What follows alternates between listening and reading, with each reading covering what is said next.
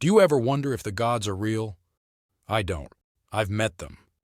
Go to the Isles of Dawn sometime. Go see where our species began. A handful of volcanic rocks in the middle of a vast ocean, pounded by the waves, sitting in the shadow of mountains that could rain down fire at any moment. For 1,000,000 years, after the continent where we evolved was drowned by rising seas, that was the only place our ancestors clung on. It's amazing we survived.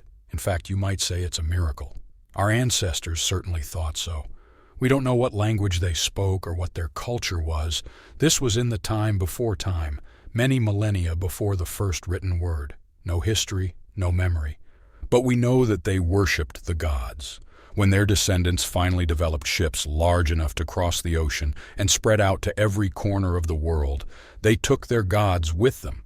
That's the only explanation that makes sense, because wherever archaeologists look, no matter how far back they go, they find those same figures.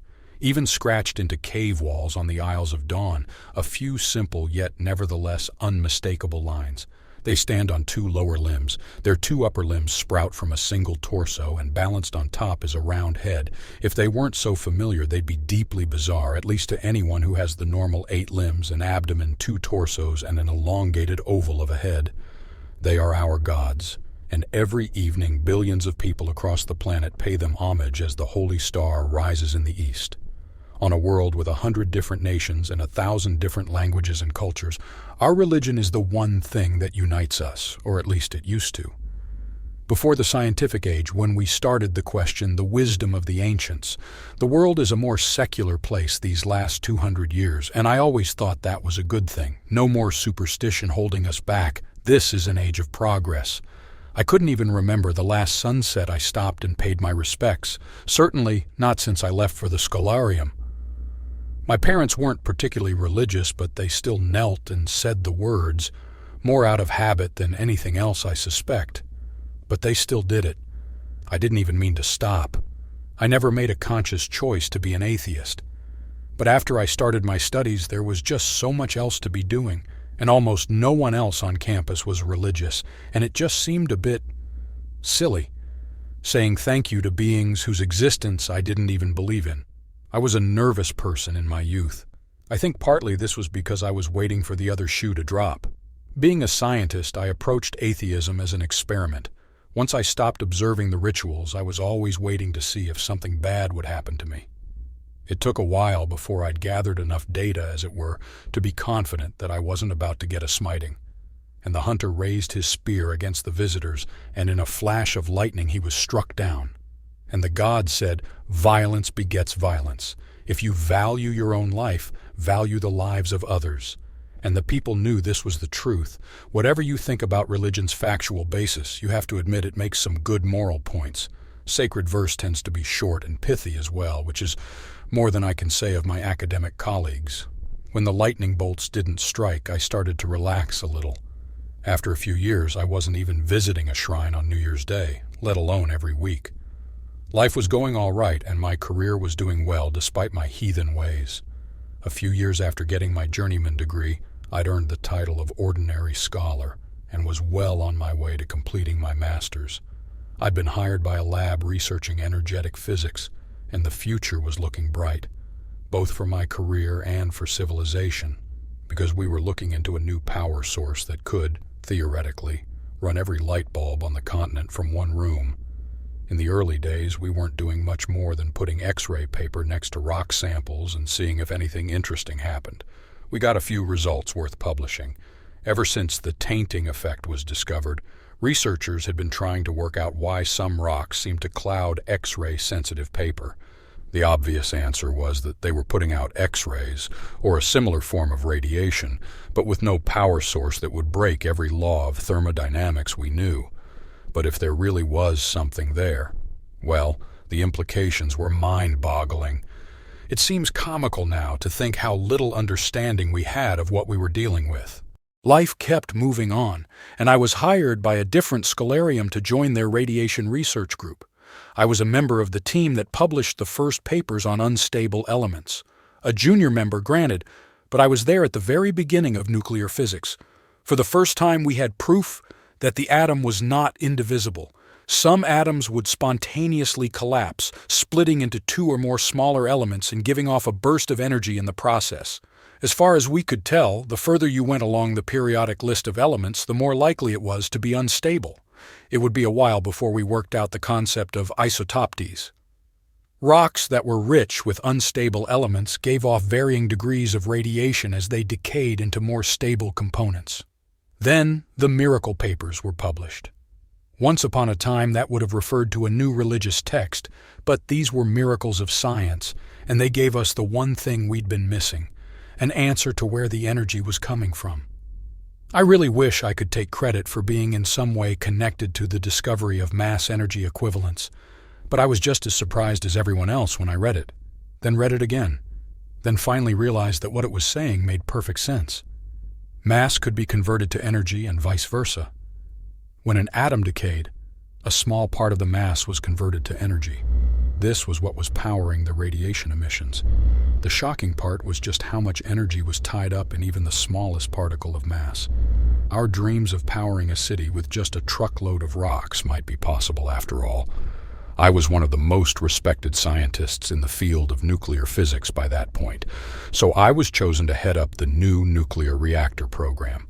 The calculations were fiendishly difficult, but we knew that before we even built the reactor, we'd need to refine a huge amount of radioactive material.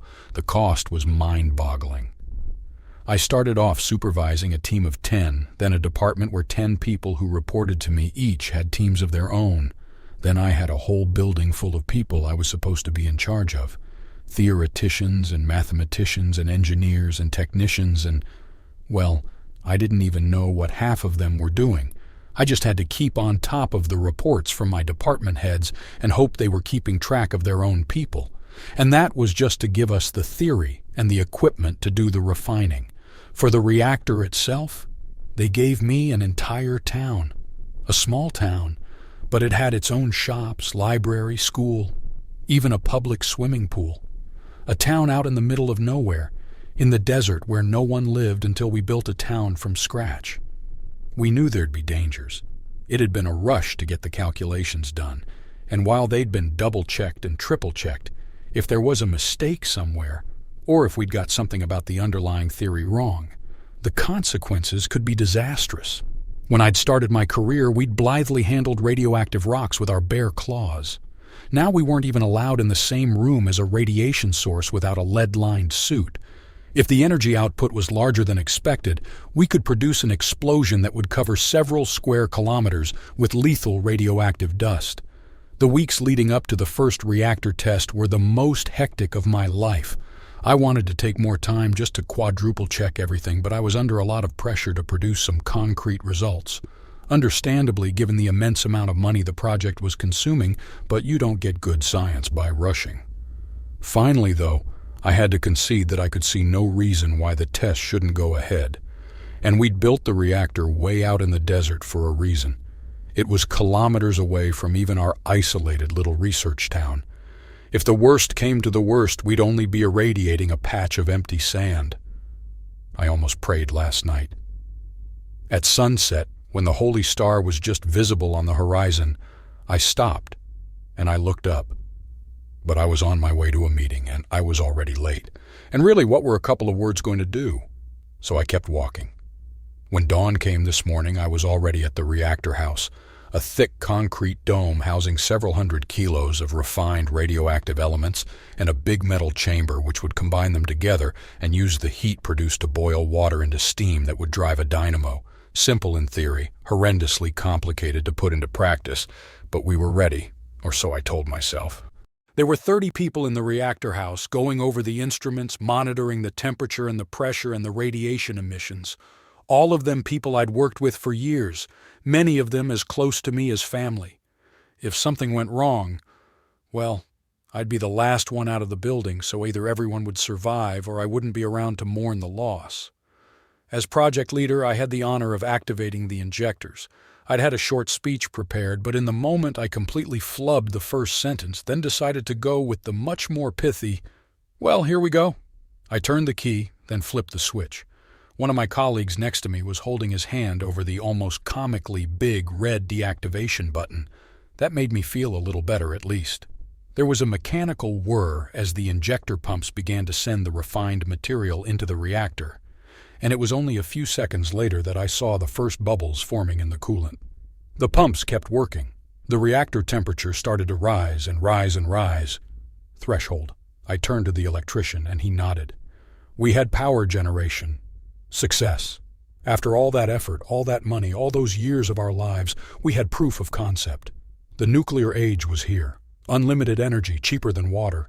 Soon poverty would be a thing of the past, and maybe war along with it. But the temperature was still rising. Much faster than our math said it should have been. I ordered the technicians to slow the speed of the injectors, but the temperature still kept on rising. That wasn't what the model predicted. The reactor was supposed to be stable at this level of input, but it was climbing faster and faster towards the red. I barely hesitated. Not waiting for it to actually reach the danger zone, I pushed my colleague out of the way and slammed my hand down on the big red button, turning off power to the injectors and cutting off the input tubes. Or at least, that was what was supposed to happen. The pump stopped, at least, but the cutoff valves didn't seal. I turned to the engineers. Everyone was starting to panic now, pressing buttons, pulling fuses. Nothing was working like it was supposed to. Finally, someone suggested that the heat had warped the valves just enough that they couldn't close. They were supposed to be engineered to deal with the heat, but this was more than we'd expected, and maybe, in the rush to get it built, someone had overlooked a component, miscalculated how it would expand, something.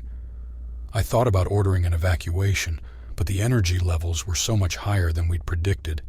If there was an explosion, it would be much bigger than we'd planned for.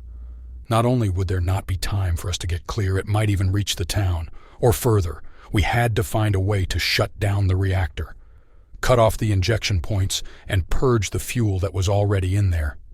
I shouted out orders as fast as I could think, and to their credit, everyone on my team obeyed without question. We all understood the stakes. There was still liquid concrete on site. The project had been so rushed we'd only just finished sealing the dome. It wasn't a great plan, but with only seconds to think, it was the best I could come up with.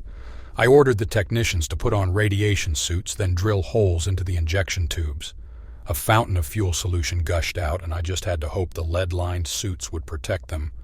Then one by one they injected liquid concrete into the tubes, sealing them. Just as I was about to breathe a sigh of relief, I realized the temperature in the reactor was still rising, which was impossible, but that hadn't mattered so far. The dynamos were running at over 100% capacity just to vent the steam, and even the coolant that was supposed to regulate the reactor temperature was starting to boil. It wouldn't be long before there wasn't anywhere for the heat to go. A nauseating knot of fear started to swell in my abdomen. I was out of ideas. All our systems had been fried by the heat. There was no way to purge the reactor. We couldn't even drill through it. The heat would boil the technicians before they could get close. This was it. I'd done all I could. I didn't know how extensive the damage would be, but I knew it would be bad. The only thing left to do now was Suddenly the door burst in. I turned, ready to yell at whoever'd just shown up to get the hell out of here. Then I saw the silhouettes and the shadows cast by the bright morning sunlight across the wall. Holy. I started, then stopped. If ever there was a time not to swear, this was it. I was in the presence of the gods. The white forms were a little bulkier than the icons had prepared me for, but the general shape was unmistakable. 2 legs, 2 arms, a round head. You could have seen the same outline in any shrine on the planet. Of course, I was about to die. The sacred verses didn't say anything about the gods escorting you to the afterlife, but I guess when your death was as spectacular as mine was about to be, you got the deluxe service. I was going to be the first person in history to die in a nuclear explosion, or one of the first. There was a small, clinical part of my brain that wondered whether this was a hallucination brought on by stress. A scientist to the end, at least. But instead of coming for me or any of the other people in the building, they hurried straight for the reactor. They were carrying devices of some sort, almost like a handheld cannon. They pointed them at the reactor and opened fire. Immediately, a hole appeared in the top of the reactor, and radioactive fuel started leaking out. I stood there stunned, just completely unable to process what was happening. A second ticked by, and then another. And then I noticed that the temperature was dropping fast.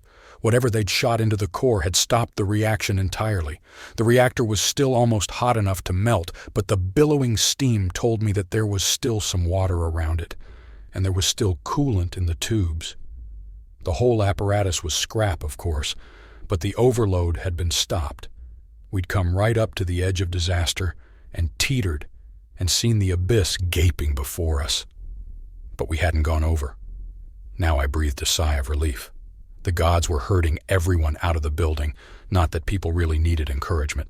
The whole reactor house was soaked in radiation. Even a lead-lined suit might not be enough now. Dazed, shocked, we stumbled out into the desert, blinking in the morning sun. 3 gods stood before us. First one person knelt, then another, until even people who'd been vocal atheists for as long as I'd known them were on their knees on the hard, dry earth. I suddenly realized I was the only one still standing. One of the gods said something. It took me a moment for the words to penetrate through the layers of shock. Then I realized they'd asked who was in charge here. I didn't even need to step forward. 30 pairs of eyes automatically turned towards me. All 3 of the gods came up and stood so near I could have reached out and touched them. Then they took off their helmets. I realized I was looking at a face. Not a face like mine or yours, but a face with 2 eyes and a mouth and some more stuff I didn't recognize. The god was wearing a suit, not entirely dissimilar to our radiation gear.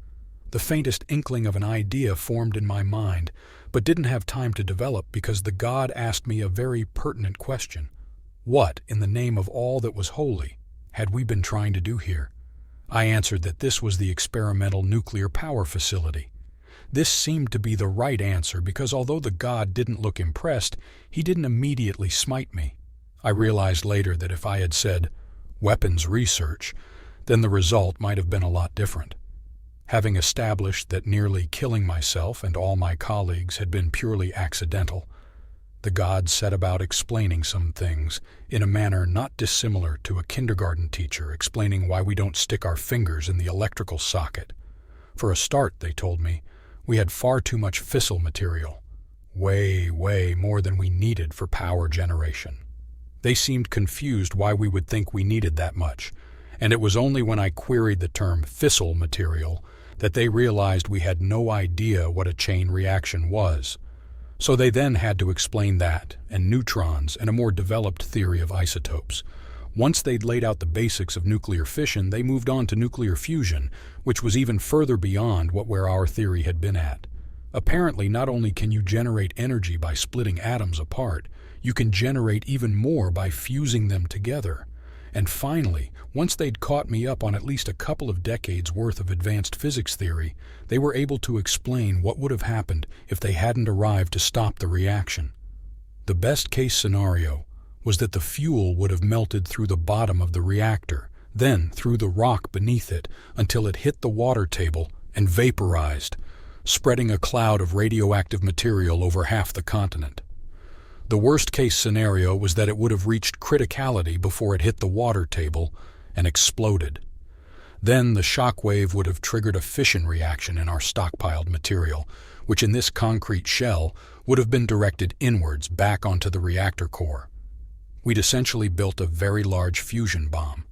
The detonation resulting from the combined fuel stockpiles would have had enough energy output to vaporize everything within 30 kilometers and spread radioactive material across half the world. And to this I said, "You're not gods, are you?" I don't know why I said it, except that the little seed of an idea that seeing their faces had planted had just then sprouted. As soon as it came out of my mouth, I wished I could take it back, and I flinched a little in anticipation of the smiting. They didn't seem bothered by this pronouncement at all. Then one of them said, "No, of course we're not. We're humans." And then they explained that long ago, by our standards, humans had discovered this world. They sailed amongst the stars, exploring, and when they found a planet where another sentient species lived, they were fascinated. Even as primitive as we were, they found us interesting. So they left a carefully disguised ship in orbit to monitor us. They didn't want to interfere with our lives, they just wanted to watch and learn. They were scientists. Like me, I would say, except they were discovering wonders I could scarcely dream of before my people had even mastered fire. They hadn't meant for us to build a religion around them. They hadn't meant for us to know they were there at all. They didn't want to damage our cultural development. But when the islands our ancestors lived on went into an unusually active volcanic period, and it seemed likely that we would go extinct entirely, they judged that interacting with us would probably be less damaging to us than leaving us to be killed by our volatile environment. They saved our entire species, transporting enough of them to a safe island that the population could persist there until it was safe to take them back to their original homes. Not all of us were willing participants at first, but under the circumstances, the humans just had to do what needed to be done and worry about the consequences later. And when we saw the smoke on the horizon and realized that these powerful beings had been acting in our interests, a religion was born. They thought about telling us not to worship them. But how do you explain a spaceship to a people whose biggest technological achievement is a stone spear point? Going back would probably only do more damage, better just to leave us to forget about them. But on down the millennia, we remembered, and occasionally they had to come back and point us in the right direction, or at least away from apocalyptic danger. They intervened directly less and less after we finally got the rudiments of sailing, and started spreading out across the planet enough that we couldn't all be wiped out by one disaster. Although even then, they did occasionally tip the scales in our favor, like releasing a vaccine into our food supply during a particularly bad plague, or using their ship's weapons to break up a megastorm before it tore up half a continent. Very rarely they'd make a visit in person. Occasionally there'd be an accident. A piece of technology would be lost. A ship would crash. Something would mean they had to come down to the surface to tidy things up and limit the impact.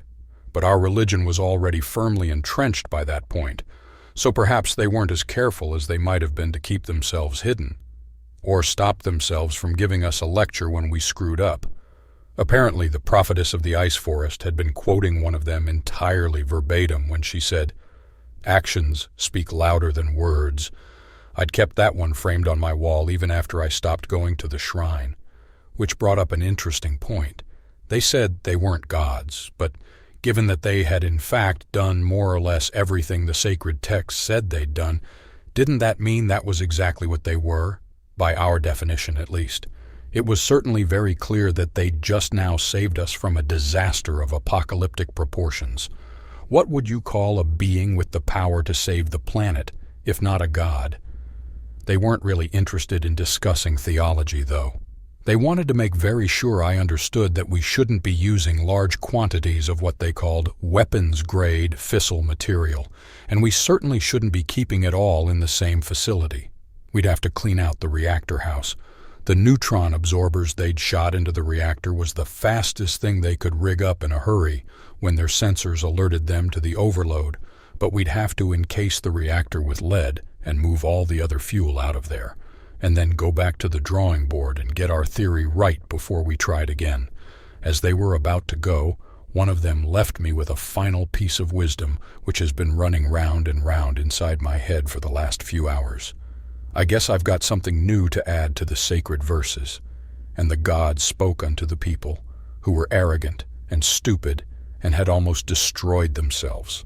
And they said, "Learn to walk before you run." As always, good advice. So now I sit here holding my fourth drink of the night, reflecting on how the religion I rejected is real, in a sense at least, and how I came very, very close to destroying the world. I'm going to start praying again. Maybe the gods don't need it, but I do. Before they left, I asked them where they were from. They told me, "You already know. One of us told you where Earth is once, and you remembered all this time. It's kind of touching, really. So when the Holy Star rises again tomorrow, I'll kneel before it knowing that orbiting around it is the homeworld of the humans, and I'll say the words not because they want our worship, because they don't, but they do deserve our thanks.